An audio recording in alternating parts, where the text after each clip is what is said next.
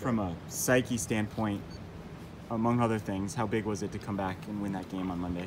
That was a great win, man. You're starting a pitcher at first base who ends up playing second base, who comes out with a pulled hamstring. You got a pitcher playing left field at the end of the game. I'm proud of our guys. They totally gutted that thing out. Did you ever think you would use that defensive configuration in a real game? Well, you hope not, but it's just one of those adapt, improvise, and overcome type deals. And to our credit, we just kind of pieced it together, moved some guys around. You got Cesar out at third base, Nick slides over to second, Zach Sherman left, and it's a great win for our team.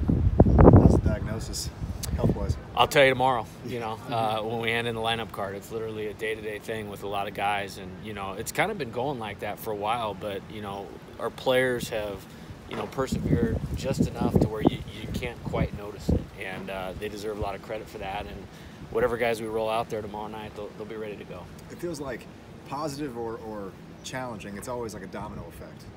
Yeah, and you know what? It's a long season, and when you play here and you play the quality of schedule that we play, there's no break, there's no let up, and it's great. That's why players come here. It's why they develop well, and we're really looking forward to another good challenge this weekend.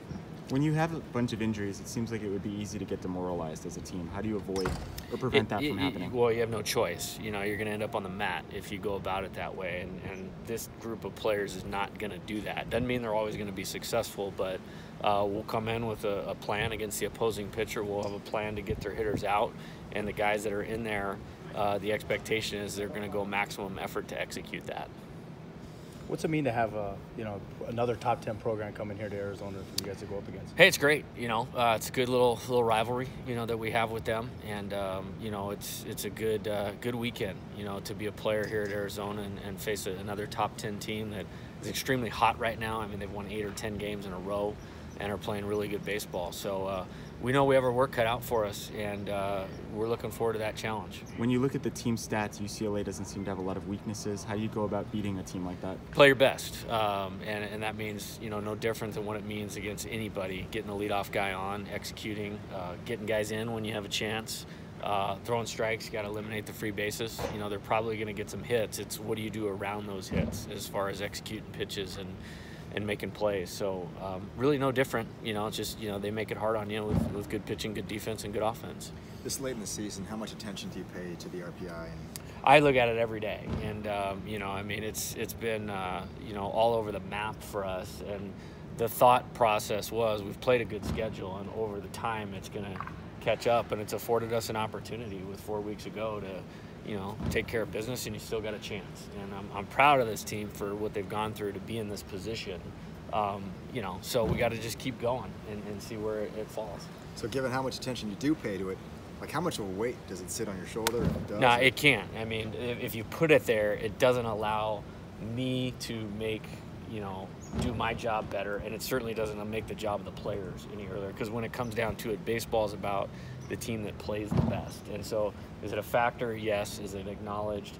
Yes. Will it have anything to do with how we roll out tomorrow night? No. And I don't expect it to. And mentally, their job is to stay in the moment to get to peak performance. And if they do that, that gives us the best chance to be successful. I know you've said in the past that you don't necessarily judge your team based on its record, its win-loss record, but when you do look at it in the Pac-12 specifically, you guys have some catching up to do to kind of get where you need to get to be in the postseason. Yeah. So given that, is there kind of a sense of desperation or urgency that's a little bit more these than guys, usual? No, these guys play with urgency. If you lose a game, if we've lost a game, it hasn't been because they haven't been ready to play or they haven't wanted to win. It's about baseball and execution. I mean, those things are good to write about in storylines, but we live in reality, which is competitiveness, which is focus, which is attention to detail, which is executing. And so that's what it comes down to. They have the urgency, and their job really for 4 weeks is to stay, as boring as it sounds, to stay a pitch at a time in the moment and compete like heck. And I don't have a doubt that they'll do that.